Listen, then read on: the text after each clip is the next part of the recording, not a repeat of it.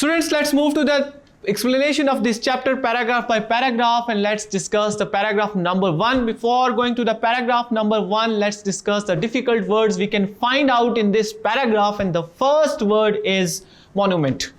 Student, monument एक ऐसी building, एक ऐसी तामीरात को बोलते हैं, किसी ऐसी तामीर को बोलते हैं जो कि हिस्ट्री से ताल्लुक़ रखती हो, जो हिस्ट्री में बनाई गई हो, या कोई ऐसी इमारत जो बहुत पुरानी हो, उसको हम मॉन्यूमेंट कहते हैं.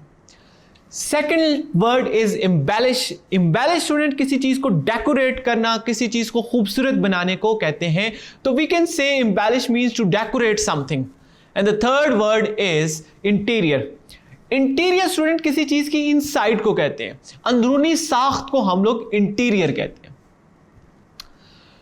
So students, the first paragraph deals with the brief introduction of the mosque, कि मस्जिद क्या थी, मस्जिद को क्या कहा जाता है. It is also known as blue mosque. इसको ब्लू मॉस्क भी कहा जाता है. अब इसको ब्लू मॉस्क क्यों कहा जाता है, इसके पीछे भी एक स्पेसिफिक रीजन है, क्योंकि इसके अंदरूनी साख्त में ब्लू टाइल्स का इस्तेमाल किया गया है और बाहर से देखने वाले को ये बिल्कुल ब्लू नजर आती है.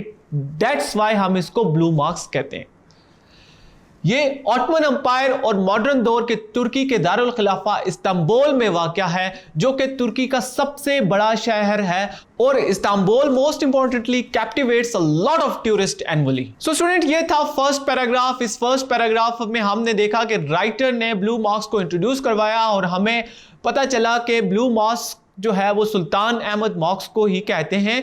इसके दो नाम है, एक सुल्तान अहमद मॉस्क क्योंकि सुल्तान अहमद के दौर में इस मस्जिद की तामीर शुरू की गई, और दूसरा इसको ब्लू मॉस्क कहा जाता है because of the blue tiles in its interior. I hope आपको ये पैराग्राफ समझ आया होगा. Let's move to the second one.